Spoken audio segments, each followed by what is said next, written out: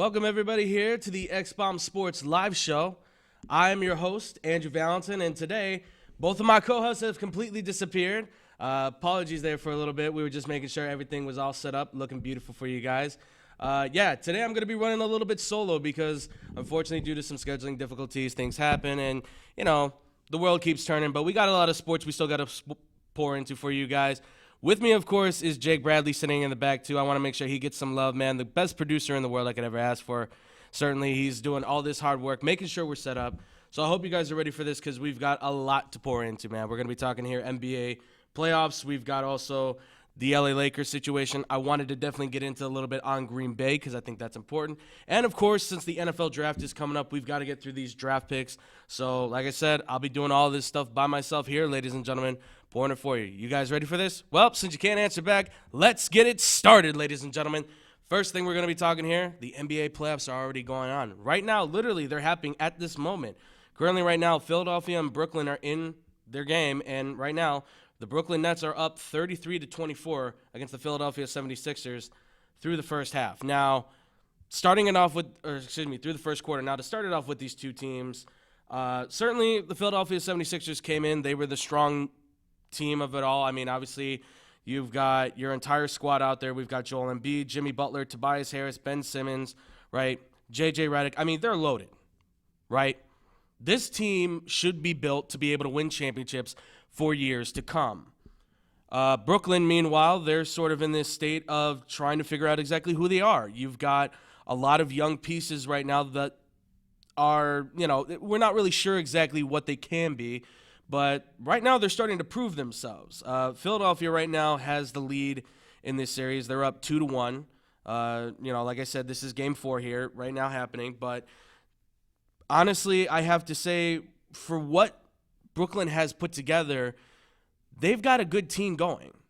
They've got a good chance to maybe be something dynamic in the NBA. I mean, this team right now is young still, right? D'Angelo Russell, number 2 overall pick by the Los Angeles Lakers, doesn't really cut the meat there. Eventually goes to Brooklyn and has found a whole new breath of life. I mean, D'Angelo Russell right now, we're looking at him and, he's an all-star. He's playing at a top level. There's a chance that he could potentially be named a top 10 point guard by next year. Who knows? The way he's playing, he's putting up fantastic numbers. Joe Harris. Joe Harris came out of nowhere.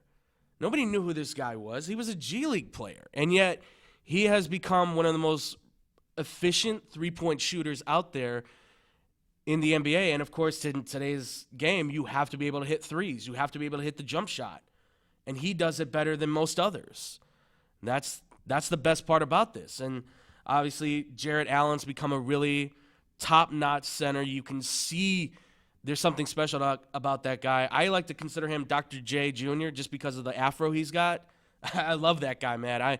Jarrett Allen, I think, is going to be a big primetime player for them. I mean, you can already see defensively he's there. Scoring-wise, he's starting to pick it up. Again, this is a guy, though, I don't think anybody had really heard about him. He came out of Texas. He was supposed to be just a protect the rim kind of guy, and yet here he is actively putting himself in line as a weapon that they can use to jam the ball down people's throats. I mean, this team has a lot of points. I mean, Jared Dudley has found a renewed life. He's found a new way to come back. Spencer Dinwiddie, I mean, there's a guy I wish the Bulls would have never gotten rid of at this point. I mean, he's playing so well. So much to the point that the Bulls are even saying they might bring him back as a point guard. Who knows? There's possibilities here. But honestly, I take it for this, in terms of deciding who's going to win this series, I still say the 76ers because I think Brooklyn still needs to get more. They need to get better. They need to get more experience. They need to get more veteran players. I think is going to definitely help them out. I mean, they have a good mash of them right now, but I think they just need a little bit more. But what the 76ers have is just all-out elite talent, athleticism, all that stuff. But what they lack, for me at least, is chemistry. I don't think Jimmy Butler likes playing in Philadelphia. I don't really know if he likes playing with anybody at this point. I don't know if he likes playing with anybody in the NBA at this point, to be honest.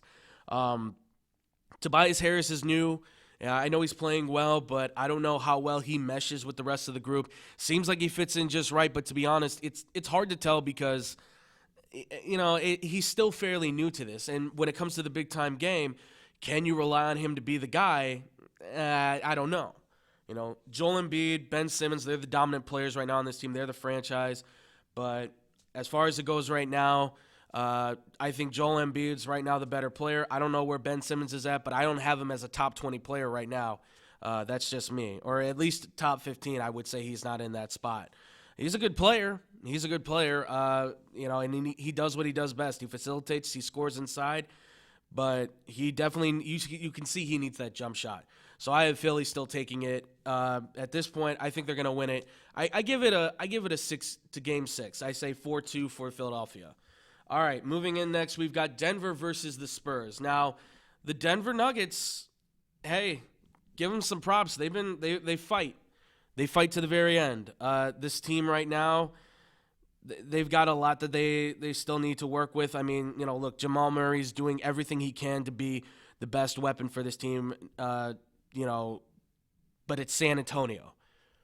It's Greg Popovich. I mean, the guy knows everything about basketball at this point. There's nothing that Popovich doesn't know how to cover. His team, by and large, is winning because of the chemistry that they've built over this season. I mean, they are a little bit of a younger squad, but you can see they're still playing with that type of ability that's putting the pressure on offensively, right? Drive the ball, take smart shots, find the open man. I mean, and this is what Pop has done constantly. He's always found a way to put the right 5 guys on the court at all times to get the maximum efficiency. And that's what's most important for Greg Popovich. He always wants those 5 guys out there that can give him as any team does, but he finds a way to do it the best way. He always seems to find the best guy to run the point, the best guy to kick out and hit the 3 and play back and go on defense. He finds the best 2 guys to play down low and block the shots and be able to score inside. Honestly, because it's the Spurs, even though they're a little bit diminished, even though their star talent isn't really there anymore in Kawhi Leonard, DeMar DeRozan is still running this team as though Leonard was there. He's done a fantastic job filling in that role as the new top dog in San Antonio. And honestly, for Denver, I think they're still young. Jokic, Murray, can they get the Denver Nuggets to can they get them to a Western Conference final at some point? Yeah, I think they can. But I think they need a little bit of extra something still. So for me, I'm going to say I think it's San Antonio in 5 at this point right now. San Antonio has the lead on these in 2-1. They're playing Game 4 today at 4:30, so be on the lookout for that. I say San Antonio in 5 for that. All right, moving on that, we've got ourselves the Milwaukee Bucks and the Detroit Pistons coming up next then. Right now, Milwaukee is conquering the series. They're up 2-0. Game 3 is tonight at 7. Honestly, I don't know if anybody can top this Milwaukee Bucks team right now. I think it's gonna be tough. I think it's gonna be a tough one. I would like to say I think that there's a way that Detroit can somehow hang with them. I think that Blake Griffin has played very well. I think Detroit has a really good unit. Andre Drummond and Blake Griffin play very well down low. They're a good Twin Tower situation, if you will. But Milwaukee at this point, they're so solid. They are. They're playing just so well as a unit. I mean, Giannis is just tearing it up. He's averaging 25 a game. He's averaging 14.5 rebounds. You got Chris Middleton, who's giving you the 6 assists and who's also dropping in 19 points. You've got Eric Bledsoe, who's all of a sudden come back around and he's scoring 21 points a game. You've got, Brook Lopez, who's suddenly doing his thing down low. You've got Connaughton, I believe is his name, Pat Connaughton, who I've never heard of this guy, but he's blocking shots and he's a guard. I mean, he's got 2.5 blocks a game as a guard. I mean, this Bucks team, for a lot of people are saying that they're designed to be a regular season team, but I think they can definitely make it to the Eastern Conference Finals. Now, can they win it? Can they beat a team like maybe Boston or the Philadelphia, who have, I think, a little bit more chemistry? You know what? I think they could give them a run for their money. I think they could. But I think for what the Milwaukee Bucks are right now, they're more of a let's dominate the regular season, make it to the playoffs with the best record, but they still need more experience. I think they need a veteran player to kind of step in and give a little bit more guidance to this team. Now, not to say Bledsoe and Middleton can't be those guys because they've been around for a long time, or Lopez or any of those guys. They've got a good unit, right? I mean, but for what we see right now, for what I see right now with this team, they just need to – I think they just need a little bit more of that extra added knowing of what there is going on in the playoffs. They need that experience. They need that extra mind to be there and say, look, I've been here. I've seen this. I know what it's like. Because right now, yeah, they're good. They're athletic. They're strong. They're powerful. They're tough. And they can win an NBA title. Don't get me wrong. But I just think they need like another year or two to come around to it. That's all I'm saying. But for the series, honestly, I would say Bucks sweep it. Like I said, I think Detroit's got a good team. But to me, it's just, again, it's another thing for Detroit.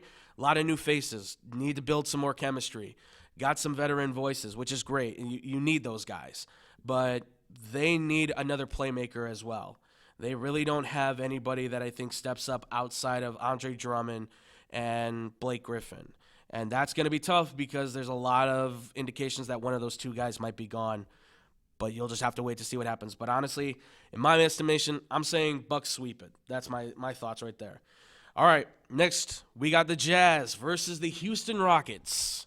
Honestly, this shouldn't be where I thought it was going to be at right now. But to be honest, these two teams have fought to the teeth with each other. They tied this regular season series at 2 apiece. They've each got 2 wins. Houston has shot lights out against them when they've won. When they've lost against Utah, they've lost mainly because of the fact that Utah's defense has really stepped up and shut them down. Or, their good man, Mr. James Harden, just can't seem to find his shot. Honestly, it's a tough call. I think a lot of people would say, yeah, Houston can sweep this team. But right now, the Utah Jazz they're staying in the hunt with this team right now. I honestly believe that. I know Houston, they're rolling right now. They've got the series lead at 2-0. Game 3's tonight at 9:30. But to be honest, I think the Jazz can still give the Houston a run for their money.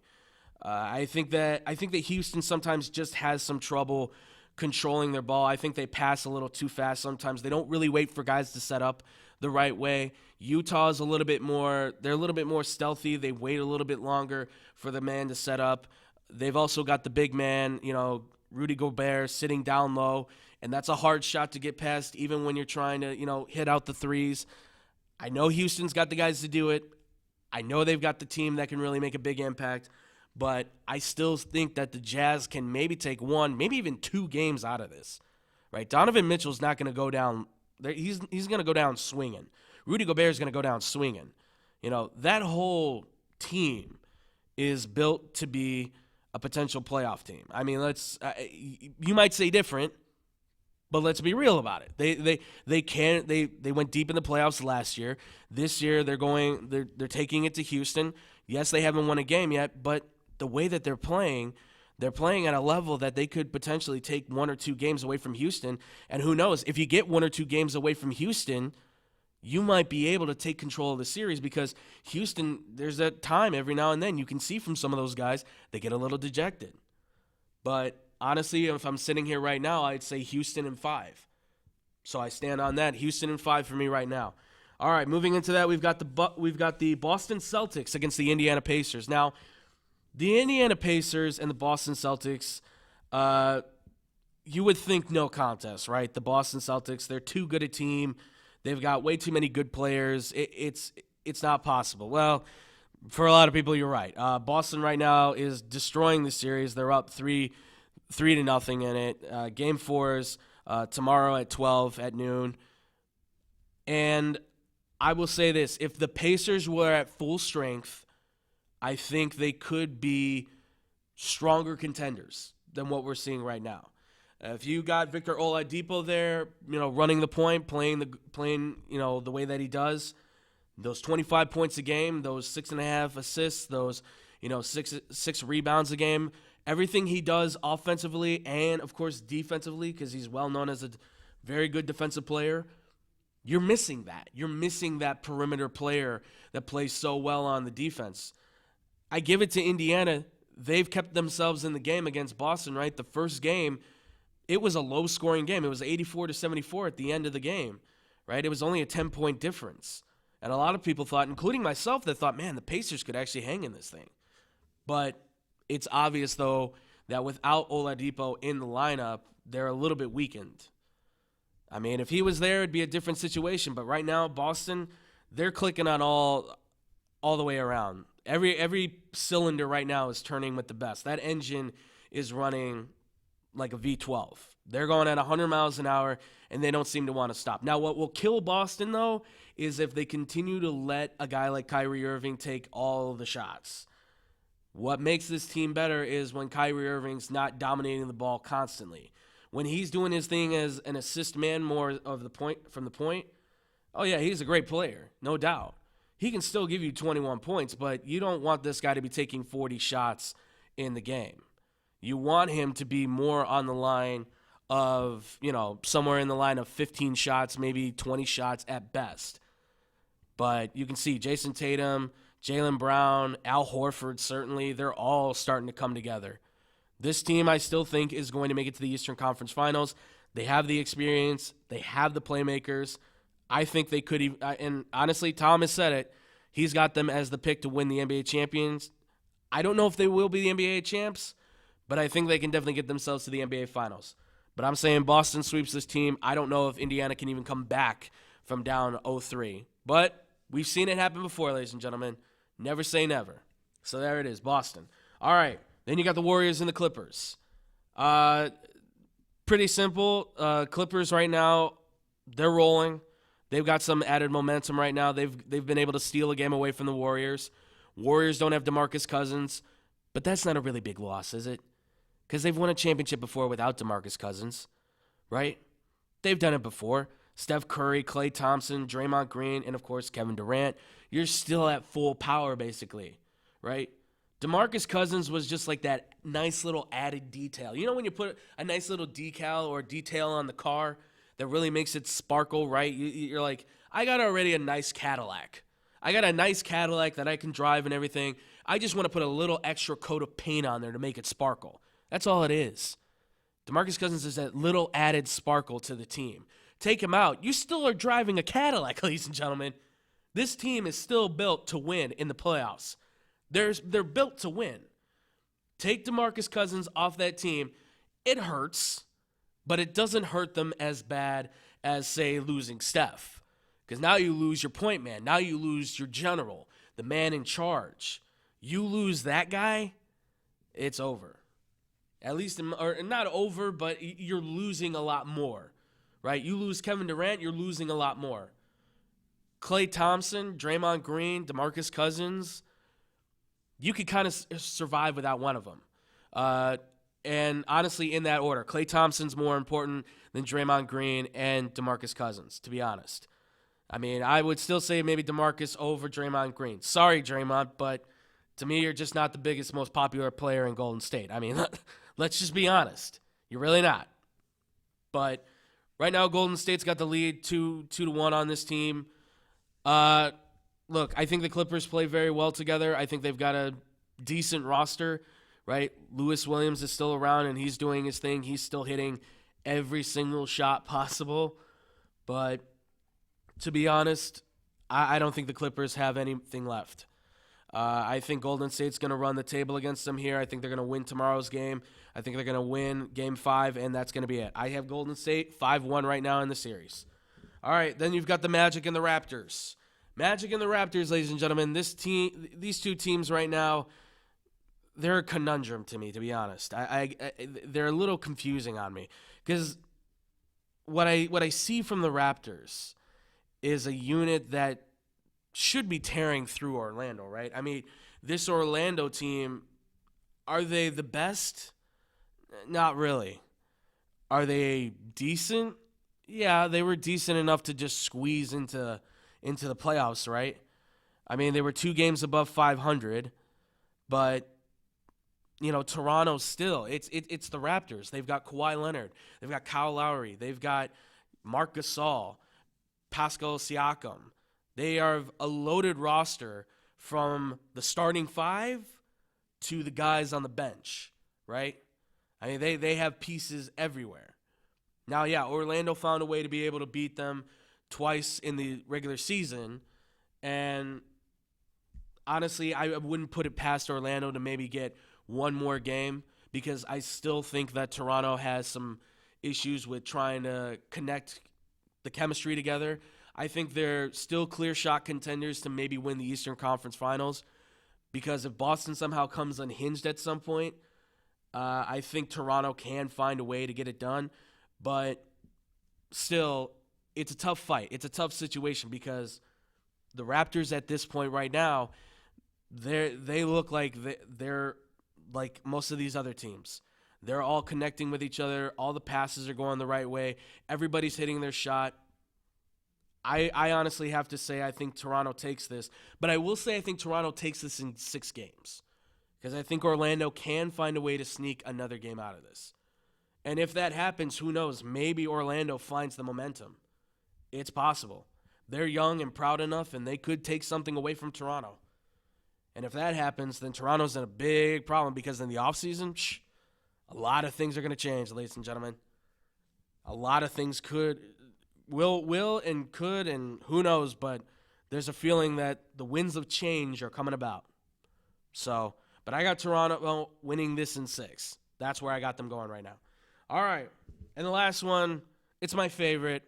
It's the Oklahoma City Thunder versus the Portland Trail Blazers. And you're probably wondering why this is my favorite. Because Damian Lillard and Russell Westbrook hate each other. Those two guys hate each other. I don't care what anybody says. I'm sure they respect each other, but they hate each other right now. Damian Lillard thinks he's the best point guard in the NBA. Honestly, I think he's top 5. I would put him up there. I think he's top 5 point guard. Westbrook, I think, is a good player. I'd say he's top 5 point guard as well. But Westbrook has the problem of being a very selfish player. I'm just putting it out there right now. He's a selfish player. What stops Oklahoma City from being a perennial team that can destroy Golden State, not destroy, but at least compete with that team, right? It's all Russell Westbrook. He's been the problem child there for a long time. I mean, he was such a good teammate with Kevin Durant and James Harden. And then Harden got sick and tired of seeing him be the third wheel, and he said, hey, I'm out of here. I don't want to deal with this anymore. I'm out. I can't do this. Then you get Russell Westbrook, who comes in when Kevin Durant's hurt and says, I got it. I can be the man. And he gets a little taste of that, and all of a sudden he becomes the man, and now he says, I can be the full-time guy. So now he stops passing the ball to KD. Now there's locker room spats. Now there's a lot of talk that those two aren't getting along. Turns out it's all true. Kevin Durant leaves, goes to Golden State, says, I don't want the headache. Westbrook has been there now his entire career. He's done everything good for Oklahoma City. Yes, he has back-to-back triple-doubles in his career. He's got the NBA MVP from last year. That's wonderful. But every time he starts to think that he's the best player on the team, right, he destroys Oklahoma City. As soon as Paul George got all those talks about being an MVP, what happened? Man, Westbrook's taking a lot of shots now, isn't he? Taking a lot of shots, man. Taking more than 30 shots a game almost. All of a sudden, Paul George's MVP dies down. Westbrook is the thing that can help this team get to the NBA Finals. But he is also the thing that can literally destroy their chances. They were a 3rd seed not too long ago going into the playoffs. But because he has to go on his little I'm better than everybody thing, all of a sudden that gets wiped out. And now they're at the bottom. Now they lose home court advantage. Now they're down 2-1 against Portland in the series. They play tomorrow. Can they win? I think they can. I think they can still win the series, but honestly, the way that Portland's playing right now, yeah, they don't have Nurkic, which hurts them, but Damian Lillard looks like he's ready to take over. Honestly, I'll say this. I think Portland can take this one, but I think it's going to be Game 7. I think these two are going to take it to Game 7, and I think it's going to be Portland coming out on top. All right. So that's going to be it for the NBA playoffs, ladies and gentlemen. You guys can let us know what you think in the comment section down below. We're going to be talking about the NBA playoffs as it goes on farther and farther. We'll be reviewing it, see how all these things pan out. Guys, let us know what you think about these series. How do you think they're going to finish out? Again, comment down below and let us know what you guys think. All right. Moving away from the NBA playoffs, still NBA talk. Los Angeles Lakers. What can we say about this team, right? The LA Lakers at this point, there's a lot of this has been, I will say this. This has been their worst season. Not record-wise, but media-wise, this has been their worst season, right? I mean, there's so much that has happened. It went from the highest of highs of, we got LeBron James and a young team that finished with 37 wins last year. Luke Walton's a really good coach. We've got Magic Johnson now as the president of basketball operations. Things are going to turn around, and all of this happens, and everything just goes out the door, out the window. I mean, literally, we can't even say it stayed in the house because the house pretty much blew up, right? The LA Lakers at this point right now, they're holding on by the strings of piano wire. I mean, I don't know what's left to say on this organization and what more they can do. I mean, you have Magic Johnson who steps in, who's supposed to be the saving grace for this organization, right? But he's got no experience. Oh, but it's Magic, dude. He's the smile and the laugh, and he's a personality, and he's a celebrity. Yeah, but does that qualify him to be the president of basketball operations? If you ask me, I don't think he was ever qualified for the position. And if you ask anybody else, he wasn't qualified for the position. He can say, "Oh, I had to do like classes and like it's like going to school and learn about all that stuff." That's not how this works, though. If you don't have any experience in that spot, I don't care if you are the greatest Laker of all time, which he is. Kobe Bryant's number 2. I don't know how many people know that. Magic Johnson is the greatest Laker of all time. I mean, that's just from the fan base. From the fan bases, I've seen it. I mean, right now they don't like him, but as far as a Lakers player, Magic is the number 1 guy. He sells better than everybody. He was maximizing on money. As an entrepreneur, as a personality, he's wonderful. He's great. Put him in a front office job, though, it just doesn't work. There are certain guys that it just doesn't work like that, right? Look at the New York Knicks. Phil Jackson, former head coach of the Lakers, former head coach of the Bulls, 11-time NBA champion as a coach. It's wonderful. Won 2 championships with the Knicks back in the 70s, or the late 60s, early 70s. It's great. Does it really mean, though, that he should be the president? Does it really mean he should be running the organization? No. Because Phil's he's not an executive. He's a coach. He's a player's coach. He talks to these guys. He's the guru. He's the man who talks in riddles. He's the whisperer. He's the calm and steady swinging winds. So however you want to describe him, he is not an executive that can make the hard cuts, right? He's not that guy. He never really has been. He's been a very, mellow kind of guy. He has his moments. For sure he's had his moments. But he's not a killer. Not on any level. The Lakers, honestly, as far as what the problem was, Magic wasn't committed to the job, took a lot of vacations, didn't really stay in the front office.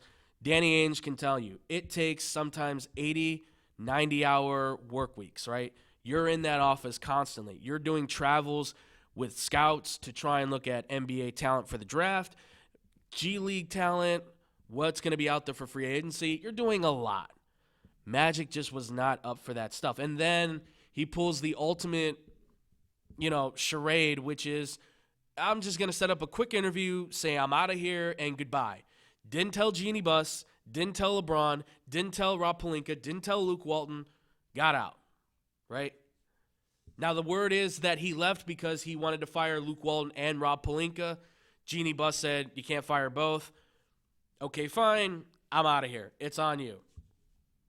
Then Jeanie Buss comes in with a tweet. I tried to look for the tweet. I couldn't find it. But she put out a tweet that basically said, I loved working with you this year. It was fun. It was exciting. Love you. Heart emoji, all that stuff.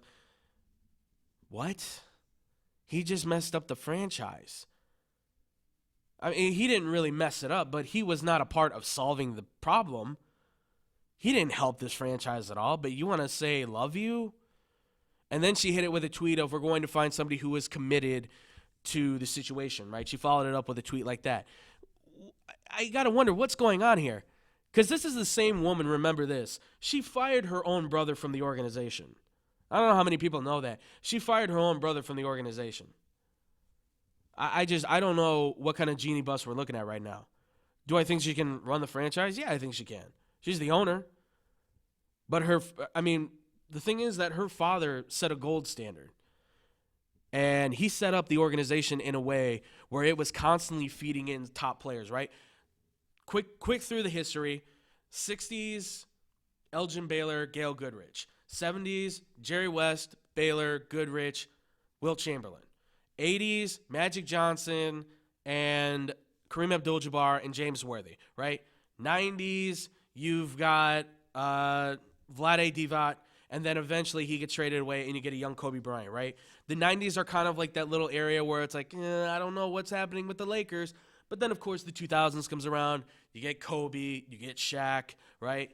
And they tear it up. Then Shaq goes away. Don't matter. Paul Gasol comes in. Metta World Peace comes in. Ron Artest then becomes Metta World Peace, and then he comes in. Derek Fisher's there to help facilitate at the point guard position. Lamar Odom's playing great coming off the bench at the power forward spot, right? You got all that talent. Then Kobe Bryant retires, and the Lakers ever since have been trying to find that top player. Julius Randle, not the top player. D'Angelo Russell, good player, but it took him leaving LA to get to this point, right? Brandon Ingram, hopefully he's not completely done. Obviously, he's got a serious thing going on with the blood clot, but not really a top player. Good scorer, not a good defender, not a top player. Also needs to put on at least 30, 40 pounds more. Lonzo Ball, not a dominating point guard. Good assist, good defense, good rebounding, can't really shoot. There's nobody on this team that's a star except for LeBron, but he's a star that is eventually going to find his way out, and I think he's got maybe 3 years left of actually showing some true dominance here. I honestly don't know if there is anything that can truly fix the Lakers at this point. I don't know if Rob Pelinka is actually a guy that is worthy of his job for being the general manager. Being the agent of Kobe Bryant, I know he's a smart basketball guy, but being the agent of Kobe Bryant, if that's his biggest moment, I don't really think that kind of counts him for it. I really think the Lakers should just do kind of an overhaul of what's going on. Now they fired Luke Walton. They've been interviewing Monty Williams. They've been talking about Tyronn Lue. They're getting some second interviews with these guys. Everything that I've seen says Monty Williams is their favorite. Lue is their second. Depending on what happens with the Sixers, though, he might get the number one overall. He might get the head coaching job in the 76ers because I think Brett Brown might be out if the 76ers can't do something soon. So then Monty Williams will take over the Philadelphia job, and then Lue's going to be there, and then obviously the Lakers will say, well, he was our number one choice all along. But then if you do that, you're just setting it up like the Cleveland Cavaliers of the West. And, yeah, you got one championship out of that, but this isn't Cleveland. There's no Kevin Love. There's no Kyrie Irving. There's none of that. You might get Kawhi, but I think at this point the Clippers are more attractive than the Lakers because they're in the playoffs. Lakers aren't. The Lakers finished worse than they did the year before with LeBron James. I know he was hurt, but still. He put this, he was a part of this too, because the moment he opened his mouth about, I would like to play with Anthony Davis, a week after that, what happened? The Lakers organization said, hey, everybody not named LeBron James is out they're for sale for Anthony Davis. And I think that's when the entire organization or the roster said, screw LeBron. Screw this organization. They don't care about us, so now we're going to play for ourselves. It's us against the world, basically. I honestly, if I'm Lonzo, if I'm Lonzo Ball, Kyle Kuzma, Brandon Ingram, Josh Hart, those guys, those top guys that were supposed to be used in the trade for Anthony Davis, I'd leave. I'd leave this organization and say, hey, LeBron, good luck. It's on you. You want to play with Rajon Rondo, Lance Stevenson, all the older guys, by all means, do it. We're out. I don't know what'll solve this. I think a re-tear down of the entire organization might be necessary. I know there's been talks that maybe Kobe Bryant can come in, be the president of basketball operations, save everything, right? He's got some sort of dominance over LeBron in terms of LeBron's respect for him, right? He's not going to take that stuff. I don't think Kobe wants it. I don't think he wants it. I honestly, I think he could do a good job. I think he could. A lot better than Magic because he's a hard worker. He loves that basketball stuff. He's doing things constantly. But I don't think he wants it. I think he likes being an outside voice for the Lakers, and that's it. So I'm going to end it there with the Lakers. You guys can let us know what you think can help fix the LA Lakers. Guys, comment down below. Let us know. Who do you think is going to be the new head coach? What moves do you see this organization making? Because there's a lot that we can pour in here with the Lakers, but I don't want to keep rambling on and on with this team because I could go forever about this team. I've been asked a lot about this stuff, what I think is going to happen with these LA Lakers. Honestly, at this point, all you can do is cross your fingers, hope for the best, wish on a dream, and say, hey, at least we're in La La Land, ladies and gentlemen. You got the nice sunny weather, we got the beaches, got all that stuff, right? It's better than here in Chicago because guess what? If our team sucks, and then it's also cold or it's hot. We have to deal with that. You just have to deal with the nice weather. You get to go outside and say, oh, it's a nice breeze. We step outside and it's like, oh, it's snowing in April. Just saying. Got a little bit easier than I do. For those complaining about the Lakers, you can deal with it for a little while, okay? You can deal with having a little bit of a bad team for a while. Just saying. Comment down below. Let us know what you guys think about the Lakers situation. Give us all the info. What do you think is going to happen with them? Head coaching, GM, president. Who do you think is going to step in? Who do you think can save this franchise? Let us know. All right. Well, from that, ladies and gentlemen, we're going to have to go away for a little while. But when we do come back, we're going to be talking here on the NFL. What's going on in Green Bay and what's happening with the rest of the draft. We're going to pour into those more when we come back here to the X-Bomb Sports Live Show. Don't go anywhere.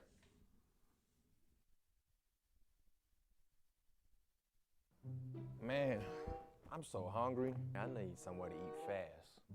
I have no idea where to go. Psst. Hola, me llamo El Taco de Taco. You know where to go for the amazing taste that'll have you craving more? Taco Bell.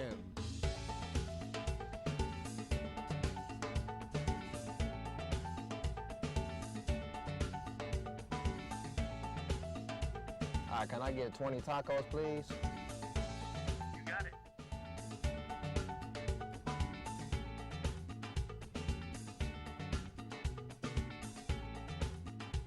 Thanks, Taco.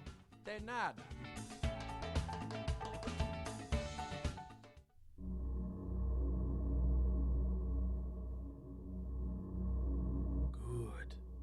Good. That's it. Eat the tacos. Taco Bell. Live más. Hey, watch your mouth. Wine. I'll just put a quarter in the swear jar. Once it's filled, we get a Coors party after work. I've been drinking Coors since my college days. The cold draft taste is second to none. Yeah, worth the recorder, am I right? You know it, mother. Hey, you get those reports done? Yeah. No. You, sir.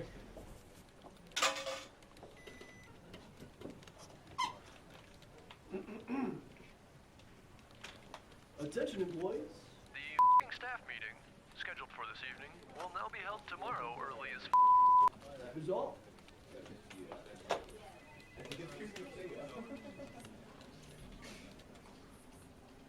Dude, only 75 cents short.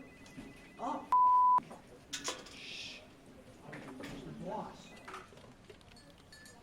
Hey, sir, go yourself. You're fired!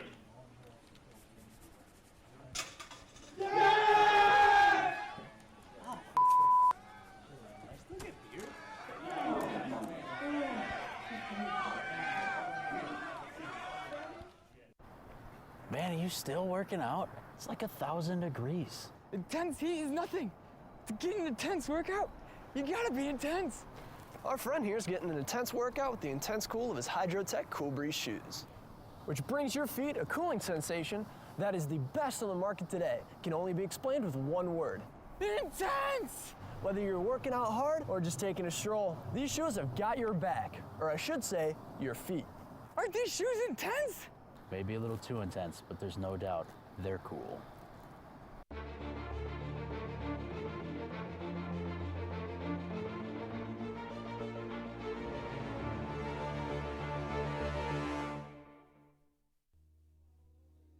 And welcome back to the X-Bomb Sports Live Show.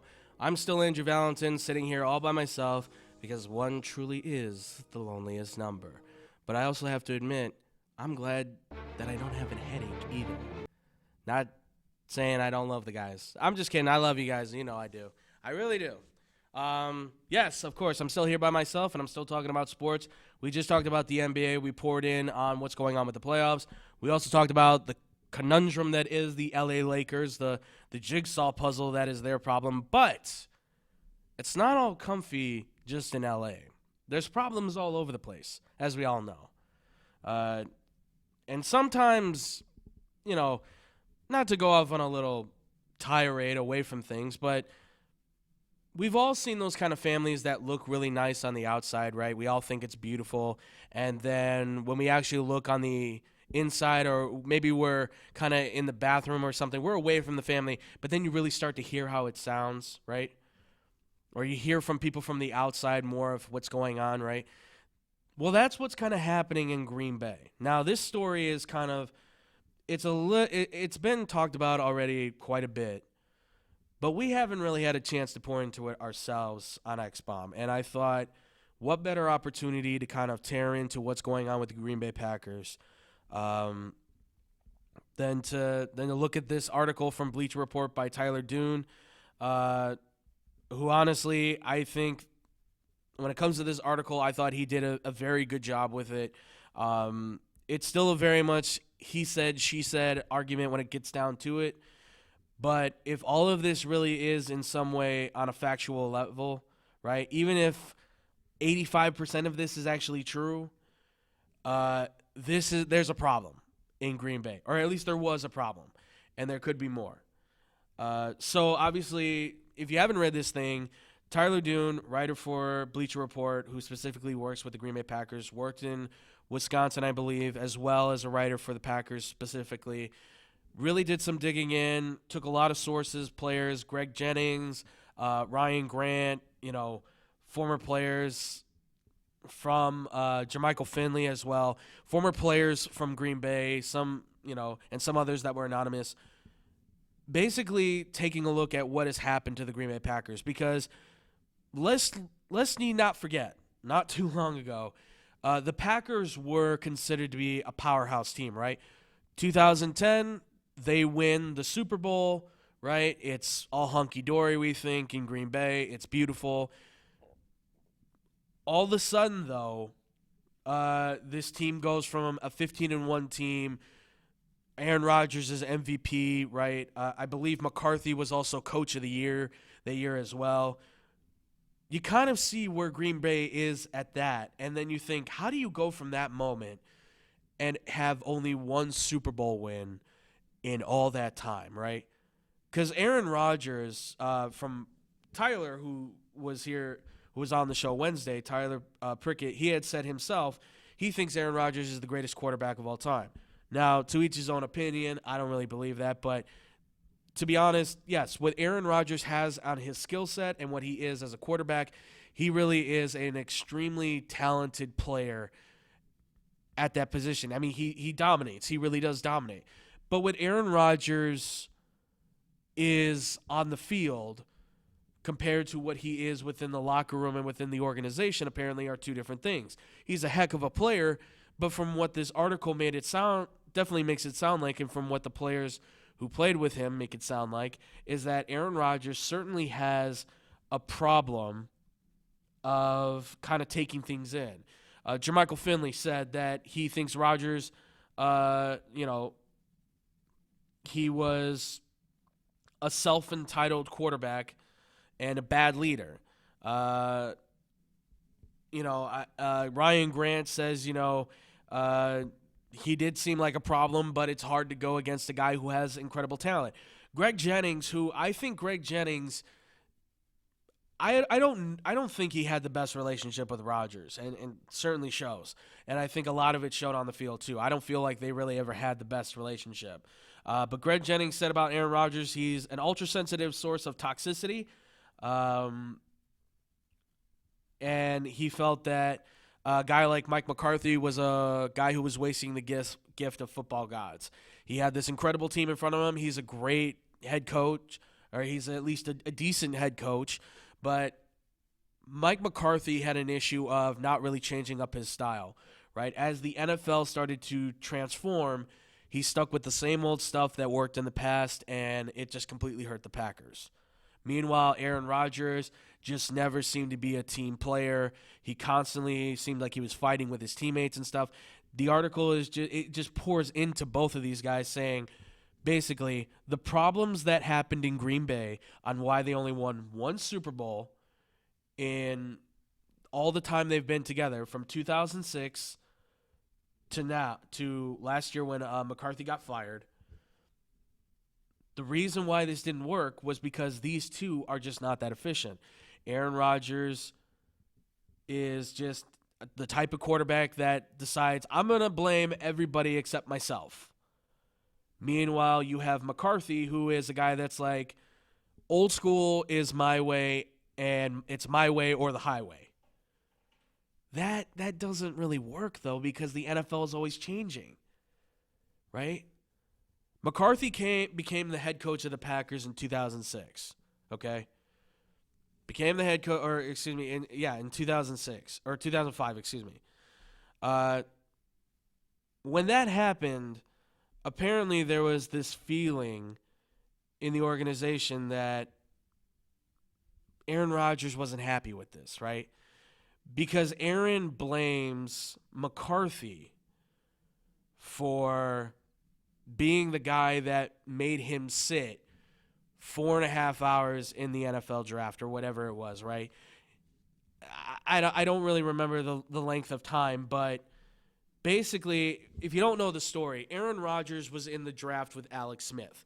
They were considered the two best quarterbacks in that draft. Alex Smith came from Utah, played with Urban Meyer, was considered a very field general-like quarterback, didn't really dominate too much, didn't really throw a lot of deep passes, but he was very accurate and he made a lot of big plays when he needed to make it. Aaron Rodgers has the gunning arm. He can throw it 60 yards down the field. He's accurate. He's also very athletic. He can run the ball, all that stuff. He sees the field in a different way. A lot of people said, well, Aaron Rodgers is clearly the better quarterback, right? Mike McCarthy was on the staff of the 49ers back at that point in the 2004 draft. All of a sudden, here it comes, the number one overall pick. San Francisco 49ers are on the clock. Aaron Rodgers says, hey, I'm from Chino, California. I played at Cal. I should be a 49er. I should be the quarterback of the 49ers. And what happens instead is the 49ers select Alex Smith. And then Aaron Rodgers has to play the waiting game till number 24 in the draft when he's selected by the Green Bay Packers. Now, if I can just interject my own little thought into this, doesn't Aaron realize that if he went to the Niners in 2004, that they're awful? And he doesn't realize that. I don't think he gets that. That team had no wide receivers, no real offensive line help. They had their defense had not been built to the extremities that it was when they went to the Super Bowl in 2012, right? No Patrick Willis, no Justin Smith, no Aldon Smith, they didn't have any of those weapons. but he wants to be the number one pick. Why? Okay, I want to be the number one pick. And then Mike McCarthy had said, we just felt that Alex Smith was a better quarterback.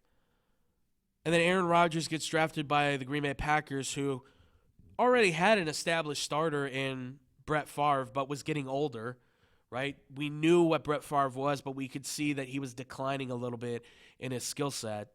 So he's complaining about the fact that he, instead of going to the worst team, he went to a team that already had established players at the wideout position, had a solid offensive line, had a defense that was growing, had a quarterback that he could learn underneath, even though Brett Favre was kind of reluctant to be his babysitter, or not babysitter, but a mentor. I'm sorry, what was the problem here? What was the issue? What's the issue going on? You're mad that you sat in the draft room for 4.5 hours and didn't get selected number one? You still became a millionaire. You're still a first-round draft pick. Now, I'm just saying that as a guy who played football, who would have loved to have been drafted by the NFL, who would hold a grudge against you because you're complaining about something that you shouldn't be complaining about. You should be happy you got drafted in the NFL at all. But even still, Aaron Rodgers feels that he should have been the number one pick. And because of that, from the point that McCarthy did not pick him to the point that McCarthy was fired, and probably even still past that, apparently Aaron Rodgers still holds a grudge against McCarthy for not making him the number one pick. Now, here's the thing, too. Mike McCarthy is not in charge of making the pick. The general manager was. McCarthy was just in charge of saying who he likes. And my thoughts now go to back in that combine or the draft, whatever the situation was, where if McCarthy got a chance to talk with Aaron Rodgers, right, or Alex Smith, maybe he liked what he heard from Alex Smith and didn't like what he heard from Aaron Rodgers. I mean, think about this. If Aaron Rodgers right now in this article, he's being described as a self-centered, egotistical, blame everybody except myself kind of quarterback, if that's the way he really is, if that truly is the way that he actually is, then isn't it possible that maybe Aaron Rodgers had a problem back then? McCarthy realized that and said, you know what? I'd rather have the other guy because he seems like he's coachable. He seems like he's willing to listen to me.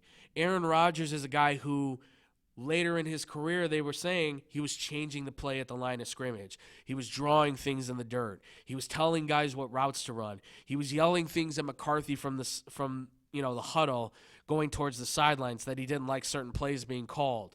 There was a point where they were playing against Cincinnati a couple years back where it looked like they were almost ready to start getting into a fist fight with each other. I think they were good for each other back in 2010 when they won the Super Bowl. I don't think that McCarthy and Rodgers were good for each other in the long term, though, right? They're two different personalities.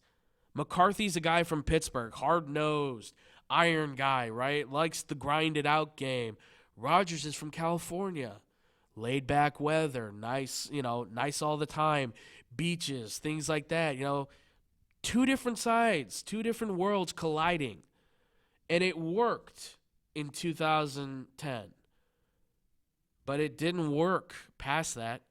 It didn't work before that, right? Obviously, Rodgers didn't get the start until Brett Favre left. But why didn't it work past 2010? Why couldn't they get another Super Bowl? Honestly, I think it's because of the fact that McCarthy was unwilling to change his ways. And for a guy like Rodgers, I mean, he doesn't want to do anything different. He wants to just keep doing what he does best. He wanted things to be different. He wanted things to change.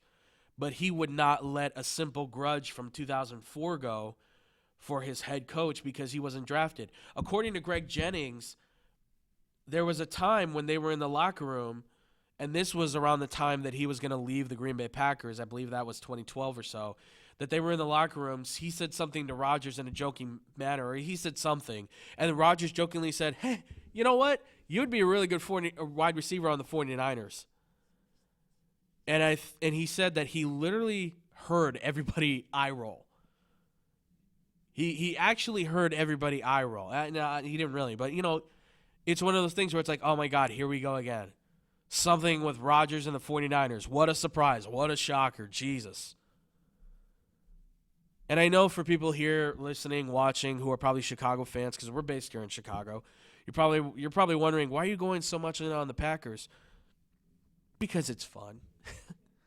Because it's fun. And also, not just because it's fun, because this really sheds a light on not only the Green Bay Packers, but this sheds a light on sports franchises all around.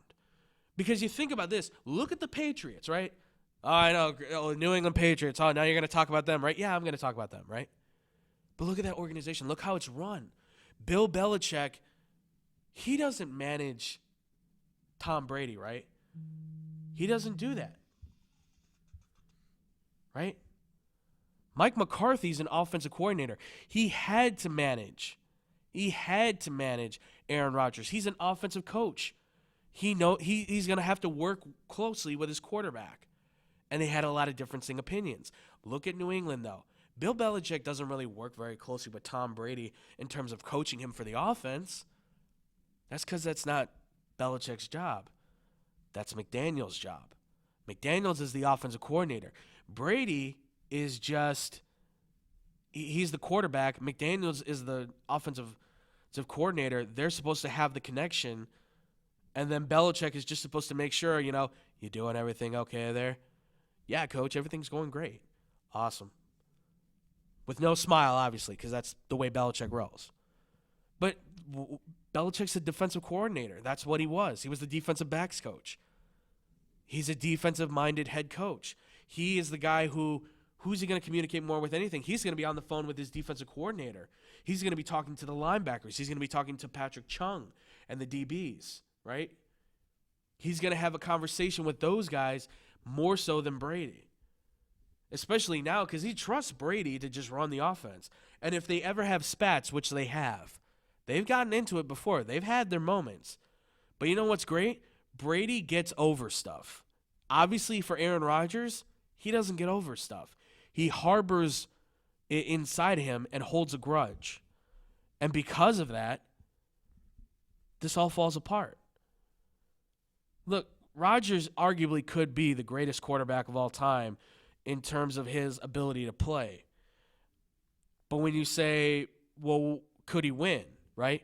Because that's a big thing. How do you judge a player on their success? A lot of times it comes out how much were you able to win, right? People say Dan Marino's the greatest quarterback of all time. He won a lot of games. Tom Brady, for many right now, is considered the greatest quarterback of all times. And why? Because he not only has the wins, but he also has the trophies. He's got the rings, right? He's showing the bling on his fingers constantly. I mean, that guy, that man is right now, in my mind, I will admit it, he is the greatest quarterback of all time at this point. Although I will still argue Belichick won the first 2 Super Bowls. Just saying. Just wanted to get that out. Now, but this does shine a light, though. The Green Bay Packers situation, it shines a light on a franchise, right? Kick it back to the Lakers real fast, right? What's going on there? Feels like the top player, i.e. LeBron James, may not have meshed really well with Luke Walton and might even not have meshed really well with Magic Johnson. It's possible. So, I mean, this article sheds a light on pro sports and the dysfunction that can be had between player and coach and even to some degree front office, right? Now, Mike McCarthy got fired. The Packers now have a new coach, Matt LaFleur. Word is that Matt Murphy, who is front office for Packers, called Aaron Rodgers and said, LaFleur is going to be the new head coach. And he said, do not be the problem. He told that to Aaron Rodgers. Do not be the problem. That's a heck of a thing to say to your starting quarterback, right? That's a heck of a thing to say. To say that your starting quarterback is the problem, so don't be the problem. That's basically what he's saying. He's saying don't be the problem, which basically is saying Aaron Rodgers is the problem. That's at least how I see it. Is he also the solution? Yeah, he's the thing keeping Green Bay alive right now. There's no doubt about it. That defense is depleted, but they're trying to build it back up. I think they may have done that over the offseason. They're probably going to do it in the draft. They got 2 first-round picks that they're going to have to be able to burn. And the offense right now, they look good. The offensive line looks pretty decent. Receiver-wise, they don't have another top receiver outside of Adams, but you know, they got some good guys out there that I think can really do some stuff. But this just goes to show. This article just goes to show. Again, it's a he said, she said moment between Aaron Rodgers and the rest of these players. And I don't think, from what I've seen yet, he hasn't really made any sort of statement on this article. Nor has McCarthy really. But it definitely feels like during the time these two guys were together, it was just a nightmare. It was one of those things where it was an arranged. It's one of those things where I think like an arranged marriage, right? It's that kind of thing. But they hate each other, right? They're no good for each other, but they're together because they know they're better together than they are actually apart. But that doesn't make anybody happy. That just makes everybody miserable. I don't know what's going to happen with the Green Bay Packers. A lot of people are saying they have a good chance to win the division maybe. Look, I'm here in Chicago, man. Our Bears are looking strong, right? We're just like a running back away from maybe getting this thing right. We're a little bit more experience away from getting this thing going, okay? I'm just saying. But the Packers are not far off. They've got a lot of experience. They've got a lot of playoff experience. They certainly have the better quarterback of the two. I love Mitch Trubisky, but let's be honest, Aaron Rodgers is the better of the two. But if this is real, if this is really true, then Green Bay could blow itself up. And here's the problem, too. Matt LaFleur likes to use his running backs quite a bit in the offense. From what I've seen on his offensive schemes, he does like to use running backs quite a bit. And that could be a problem for Aaron Rodgers. Because this is a throwing league now. And to run the ball and take throws away from him when he knows he can get it done, I don't know. Could be a turbulent situation there in Green Bay. That's all I'm saying. All right, well, you guys can let us know what you think about the Green Bay Packers situation. Have you read the Tyler Dune article? I'm going to post it up on the Facebook for you guys to be able to see. That's X-Bomb Sports Facebook page. Make sure to go check it out there. I'll put it on social media as well if you guys want to read it. It has a lot more in-depth stuff we can kind of tear into, right? There is so much that I have not messaged. This article is long. It's in-depth. It takes a lot of sources, a lot of good, credible sources. I'm telling you, things really could change in Green Bay. And you kind of have to wonder, man, when Aaron Rodgers leaves, what's going to happen? Might be peace, actually. Who knows? But you guys can comment down below and let us know what you guys think about that. All right. Moving away from Green Bay, or not moving away from Green Bay, really, but moving into more of the broader NFL that we know. The NFL draft, as we've been saying through the last couple shows now, it's been going on. It's about to go down Thursday. This coming Thursday is going to be the opening of the NFL draft. We've poured already through the first 16 picks. We've got another 8 picks to go through the first round, and hopefully the next show we're going to finish up the last 8 first-round picks. And this way I'll be able to say, all right, we got through the first round. Because last year we were only getting through in like the top 15 or something like that. Or we skipped. I don't really remember how we do it. But let's do this, ladies and gentlemen. I hope you're ready. You guys can't even answer, so you better be ready. All right. First team up, we've got the number 17 overall pick, which belongs to the Cleveland Browns, ladies and gentlemen. Now, obviously, yes, the Browns, they had a season of a great turnaround, right? 7-8-1.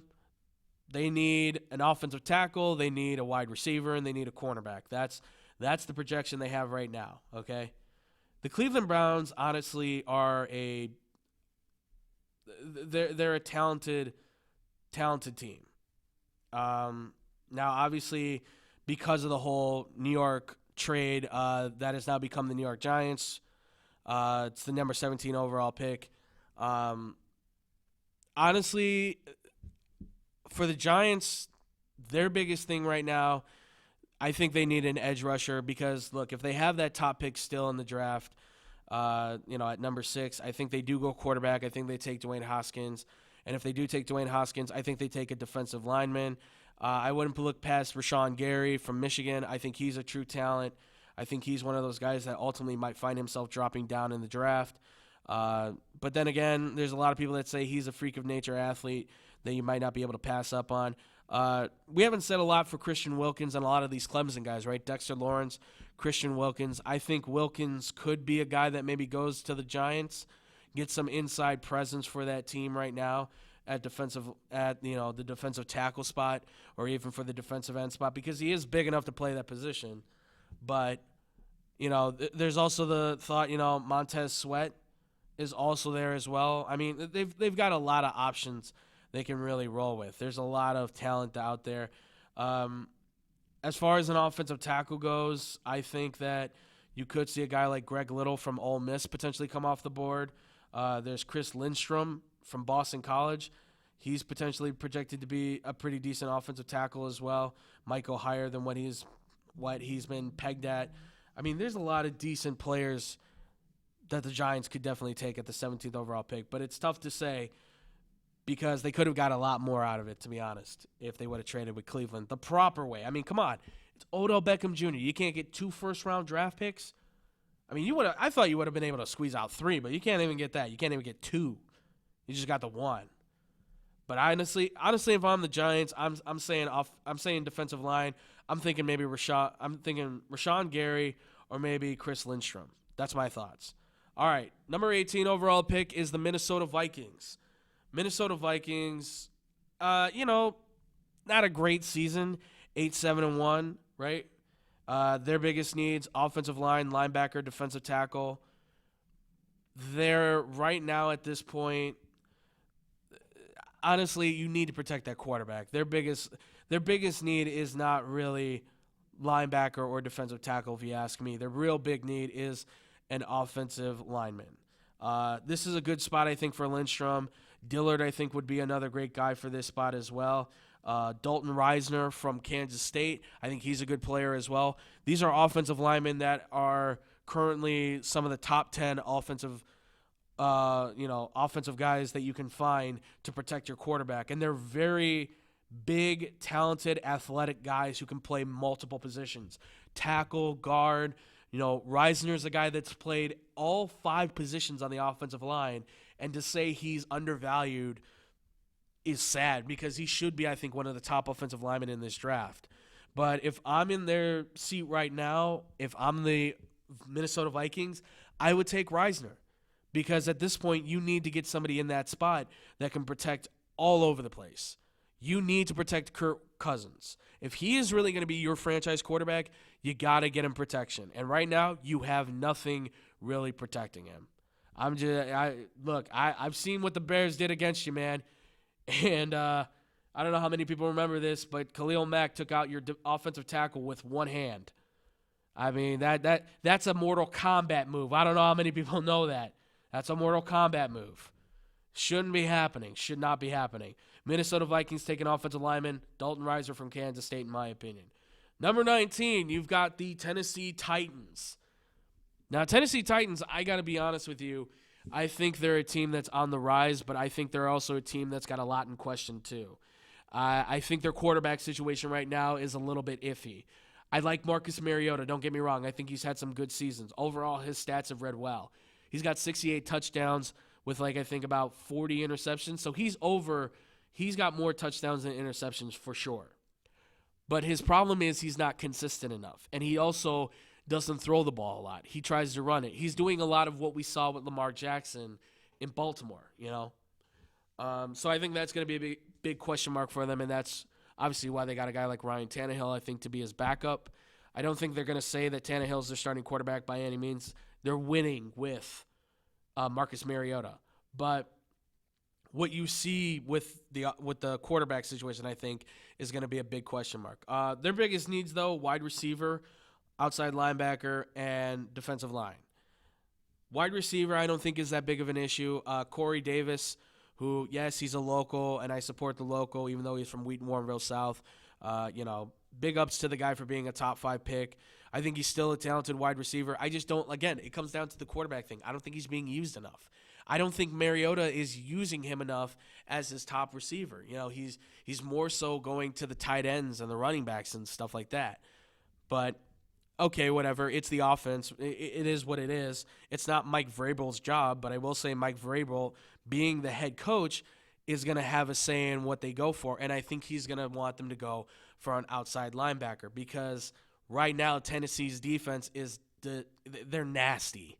They are straight nasty. They've got some big-time playmakers on their team with Jarrell Casey, Kevin Byard. I mean, they've got talent all over the place. And why not upgrade it with another guy that can play off the edge, play the outside linebacker spot?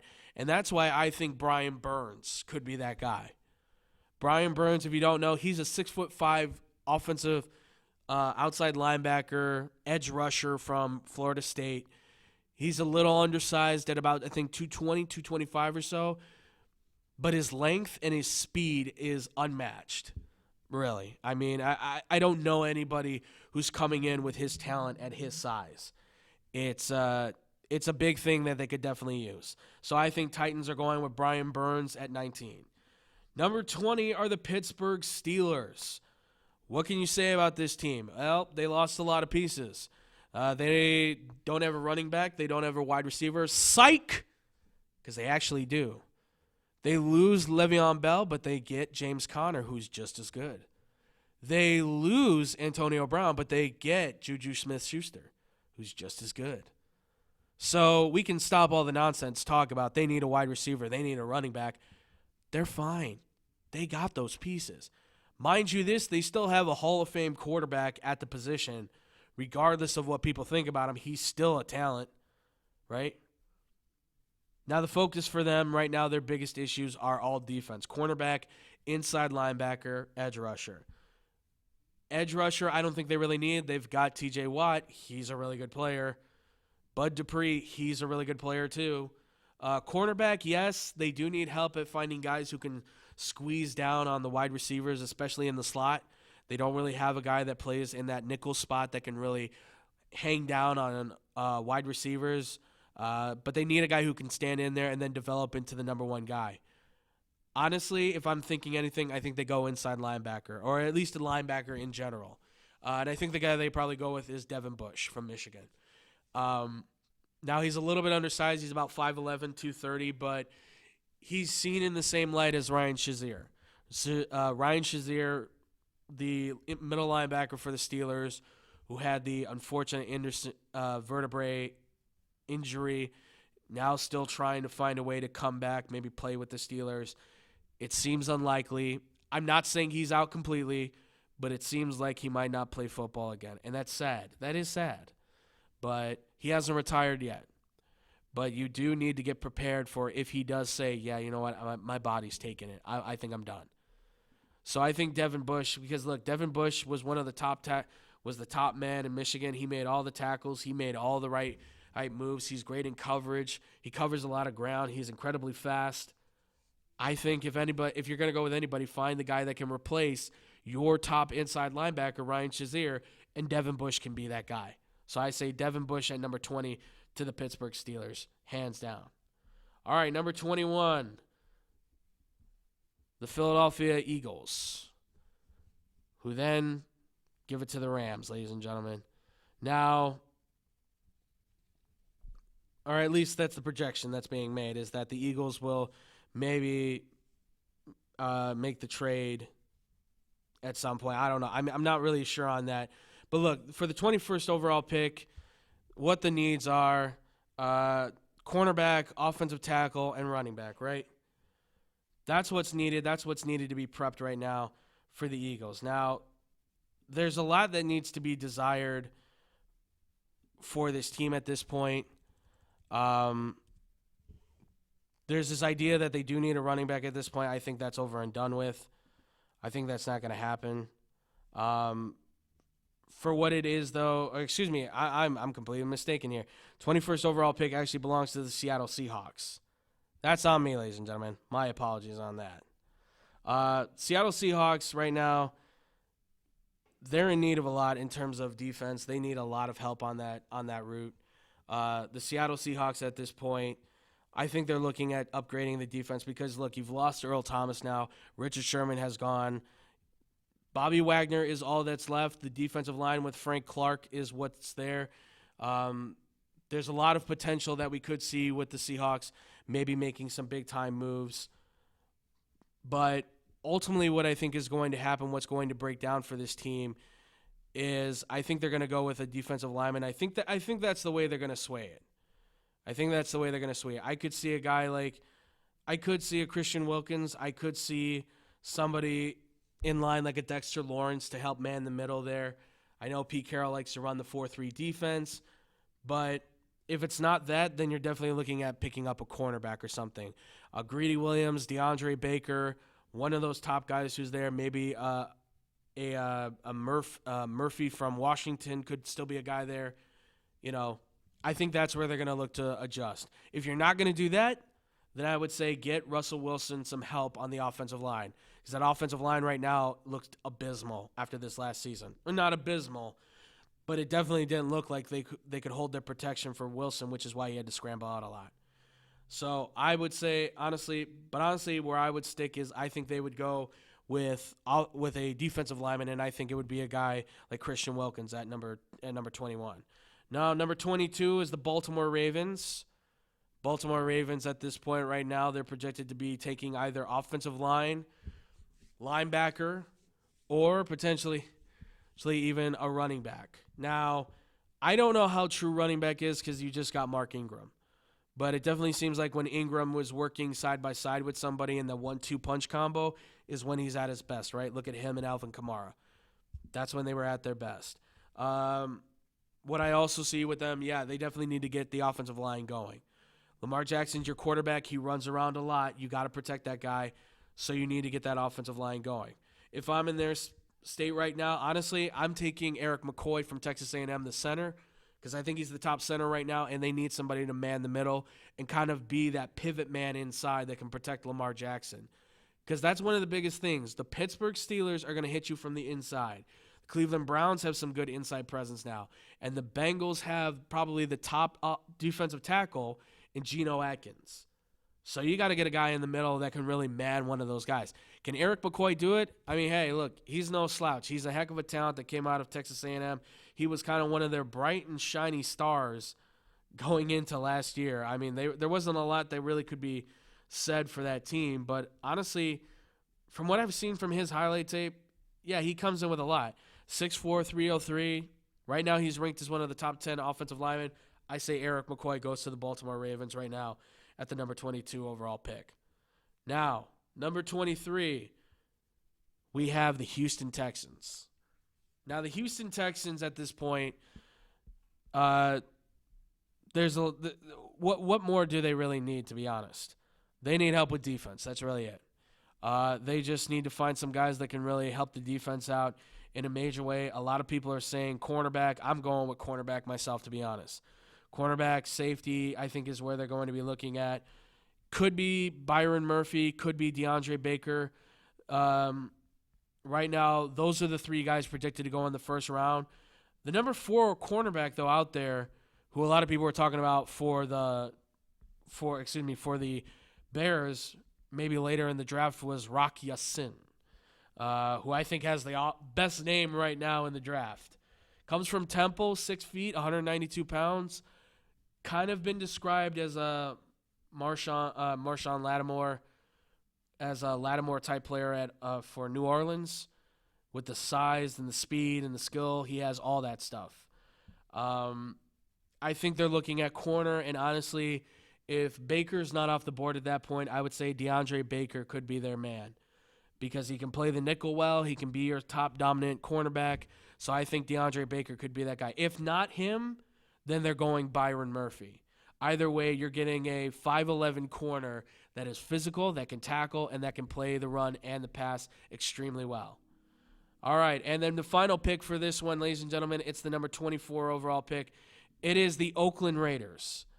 Now, the Oakland Raiders need a lot of help. They need help everywhere. Suspect on the quarterback. Could be used in the trade. This is the pick that the Bears traded to them for Khalil Mack. There's a lot of talk on what they're going to do with this draft pick. Honestly, I think we could see this team go with another edge rusher, and if not, they could be going for a wide receiver to help complement Antonio Brown, or at least to add to the mix of wide receivers they have to complement Antonio Brown. A.J. Brown could be one of those guys, I think. He was considered at one point the top wide receiver before DJ Metcalf went and had a ridiculous combine. I could also see N'Keal Harry from Arizona State going here. There's a lot of talk about Terry McLaurin from Ohio State. He really rose up through and became a big-time name. Deebo Samuel has kind of dropped into the second round with Kelvin Harmon from NC State, but they're still really good players. Paris Campbell could be a reach from Ohio State, complimented Terry McLaurin all year, but I wouldn't put it past him, to be honest. But to be really truthful, I think if it's not A.J. Brown, the wide receiver, because that Marquise Brown from Oklahoma is gone. And if they're not going wide receiver, then I think they would go with a guy like Clelin Ferrell, being a defensive end or an edge rusher really from the draft. Because to my mind, I think he's one of the best out there. I don't think he'll go as high as maybe we projected him before. But if not him, there's always Jalen Ferguson from Louisiana Tech. There's Chase Winovich from Michigan. And a plethora of other guys. I mean, this is the year to take defensive players if you need them. If you want to stack up your defense, you want to get some depth, this is the year to do it. Just saying, ladies and gentlemen. All right, well, that's going to do it for us here, ladies and gentlemen. You can comment down below. Let us know who you think's going to go through picks number 7 through 24. Apologies there for the draft a little bit. I got a little mixed up with that there. But don't worry, we got it fixed there. It's no problem whatsoever. But that's going to do it here for us, ladies and gentlemen. I hope you guys really did enjoy this one. It was kind of a longer one than we expected, but because of the time that I was allotted from this and also because of the fact that I kind of have a little bit more free flow by myself, I kind of filled the air a little bit more. I hope you guys liked hearing me and only me talk. I thought it was wonderful. I'm not having a headache, ladies and gentlemen. I call that a win. That's for sure. Obviously, I want to thank Jake Bradley for being here. My man, Jake, make sure to go thank him on Twitter.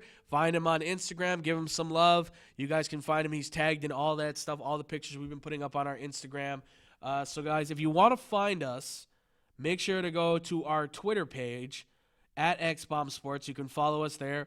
We'll be posting stuff. A lot of it comes through Instagram. It's all linked up together and stuff. Make sure to go check us out there. Obviously, again, our Instagram is also at XBomb Sports, so follow us there too. We'll be posting. We just posted up a bunch of pictures of what we were doing today, behind the scenes stuff, things like that. Make sure also to go to our Facebook page if you want to see some of the older videos we did from way back in the day, about a year and a half ago now. Jeez, it's almost been 2 years since we started doing this. But if you want to see those old videos, if you want to check out some stuff we do on Facebook, all the stuff from Instagram and Twitter also goes on our Facebook. So like the page, become a part of the Boom Crew, become a part of the conversation. Let us know what you guys like on that stuff.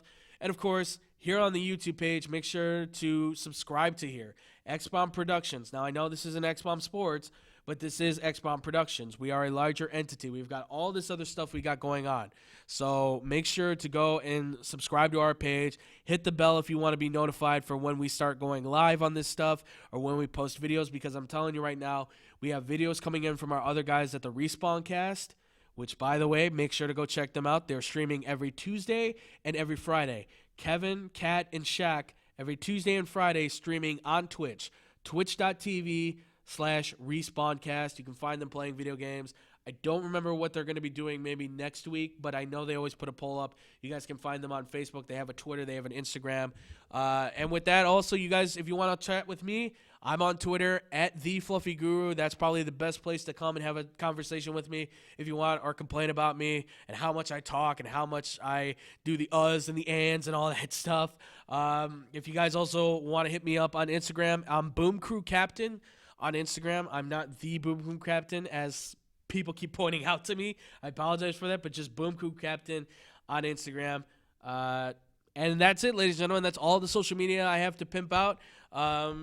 So with that, ladies and gentlemen, that's going to do it for our first Saturday show. I hope you do like this. We're going to be doing this a lot more often, and hopefully the rest of the guys will be here. So it's not just me talking up here for an hour. But if you do enjoy that, let me know, because who knows, maybe we can just slide them out, and maybe I'll just be up here. I'm just kidding. I love you guys anyways, still. And with that, ladies and gentlemen, I hope you watch us. We'll be back next Wednesday and next Saturday with 2 new shows. This is going to be a new thing, 2 shows each week. Be on the lookout. See you guys next Wednesday. Much love. Peace out, Boom Crew.